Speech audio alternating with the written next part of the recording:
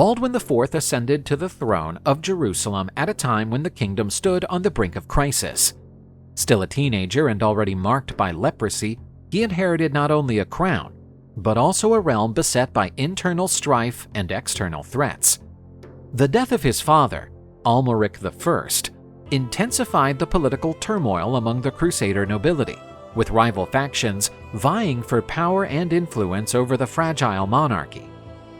Beyond the kingdom's internal instability, Baldwin faced an even greater menace: the rise of Saladin. Having united Egypt and Syria under his command, the Muslim leader had forged a disciplined and highly motivated army, poised to drive the Crusaders from the Holy Land. No previous adversary had posed such a significant threat to Christian rule in the East. Compounding the external dangers, Baldwin's own condition cast doubts on his ability to lead. His illness made him a target for ambitious nobles eager to manipulate the throne. The court became a battlefield of intrigue, with two main factions emerging, one led by Raymond III of Tripoli and the other supporting Guy de Lusignan. In the midst of this political chess game, Baldwin had to maneuver carefully to prevent his authority from being undermined. His reign began under a cloud of uncertainty, yet despite his declining health and the formidable challenges ahead, Baldwin IV would soon prove himself far more capable than his enemies had anticipated. A direct confrontation with Saladin, given the kingdom's divisions, would be disastrous. Understanding this, Baldwin took a pragmatic approach.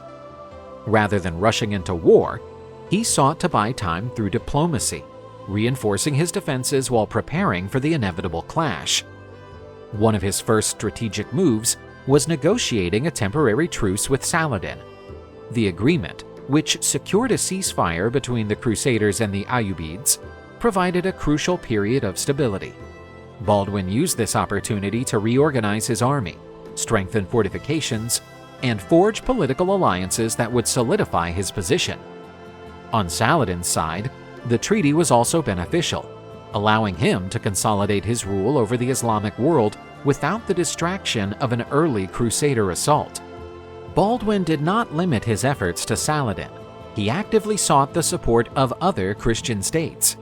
Maintaining close ties with the Byzantine Empire was a priority, as Constantinople saw Jerusalem as a crucial bulwark against Muslim expansion. Meanwhile, he dispatched envoys to Western Europe, appealing to monarchs and the papacy for reinforcements.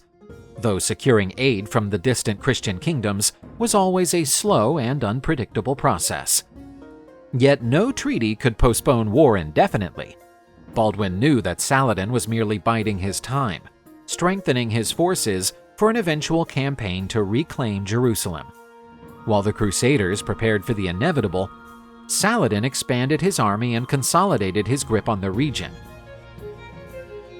When the moment arrived, Baldwin would not only need diplomatic cunning, but also the courage and military acumen to face the greatest enemy the Crusader kingdom had ever known.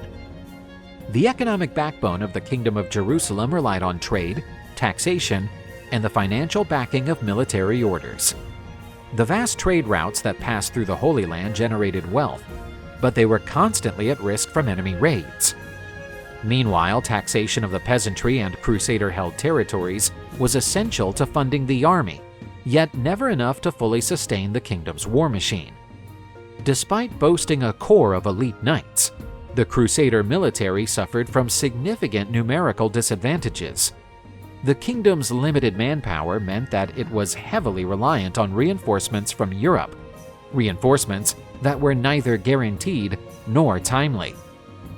The flow of knights and resources from the West depended on the shifting priorities of European rulers, many of whom saw the Holy Land as a distant concern, secondary to their own territorial disputes. Maintaining an effective army and securing the funds to sustain it became a relentless challenge for Baldwin IV. Balancing military preparedness with diplomatic maneuvering was not just a necessity, it was the very thing that would determine whether the kingdom endured or fell.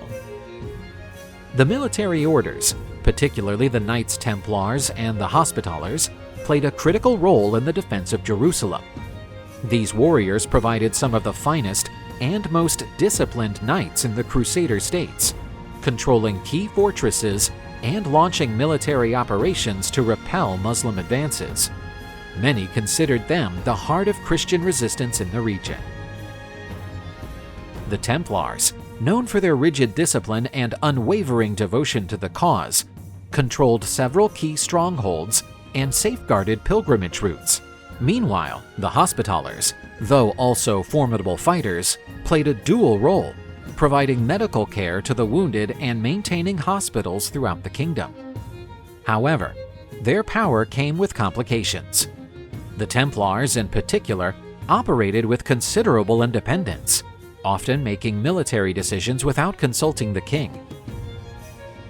This led to frequent clashes with the royal court, as certain factions within the nobility feared that the military orders were becoming too autonomous, potentially undermining the authority of the crown. Tension between the Templars and the Hospitallers further complicated the fragile political landscape of the Crusader states. While both orders were sworn to the defense of the Holy Land, their rivalry often undermined the unity of the Christian forces. Disagreements over strategy, influence, and control of key fortresses fueled discord within the Crusader army itself. Despite these divisions, the military orders remained the backbone of the Kingdom of Jerusalem's defenses. Their elite knights formed the most disciplined and experienced forces available, ensuring that the Crusaders maintained a foothold in the region. Yet the internal conflicts extended beyond the military orders. The court of Jerusalem was divided by competing factions, each seeking to steer the kingdom's policies in its preferred direction. One dominant faction was led by Raymond III of Tripoli, a seasoned statesman and former regent for Baldwin IV. His supporters favored a pragmatic approach, advocating diplomacy as the best means of containing Saladin's growing power and preserving the fragile stability of the kingdom. Opposing this cautious stance was a coalition of nobles allied with the Templars, who argued for direct military action. Viewing diplomacy as a sign of weakness, they believed that only decisive war could ensure the survival of Christian rule in the Holy Land. Many among them distrusted Raymond's moderate policies, suspecting him of being too lenient toward their Muslim adversaries. Adding another dimension to this political struggle was the influence of Queen Mother Maria Comnene and her husband, Balian of Ibelin. As the widow of Amalric I, Maria retained considerable sway over the royal court, and her marriage to Balian reinforced the authority of the Ibelin family, one of the most prominent noble houses in the region. Unlike the radical war faction or the diplomatic camp led by Raymond, Balian sought a middle ground, working to maintain stability and prevent the kingdom from imploding due to internal disputes. Faced with these conflicting interests, Baldwin IV was forced to tread carefully. The young king understood that while Saladin loomed as an existential threat, the true danger to Jerusalem might very well come from within. His ability to manage these rivalries would be just as crucial as his military decisions in the battles to come. Meanwhile, Saladin's power had reached unprecedented heights. Having solidified his rule over Egypt, he expanded his influence across Syria, subduing local warlords and forging a unified front under Ayyubid control. More than a mere military leader, Saladin achieved what many had failed to do, uniting both Sunnis and Shiites under his banner, transforming the Ayyubid dynasty into the dominant force of the Muslim world. As his strength grew, so did his ambitions. Saladin no longer viewed the Crusaders as a scattered collection of small feuding states. He saw them as the final obstacle to complete Islamic dominance in the region. To test the Crusaders' defenses, he launched a series of coordinated offensives against key fortresses along the borders of the Kingdom of Jerusalem. His forces pushed deeper into Transjordan, threatening vital strongholds such as Karak and Montreal. Baldwin IV, recognizing the urgency of the situation, responded with swift action. He reinforced the garrisons of his border fortresses, increased patrols along vulnerable territories, and prepared his forces for the war that was rapidly approaching. Baldwin summoned his barons and military commanders, preparing Jerusalem's defenses for the battles to come. Every fortress was to be reinforced, every available knight called to arms. The military orders, particularly the Templars and Hospitallers, were mobilized to fortify strategic locations, ensuring that the kingdom could endure the coming siege. Meanwhile, envoys were dispatched to Europe, pleading for reinforcements and financial aid. The Crusaders would need every available resource to stand against Saladin's formidable war machine.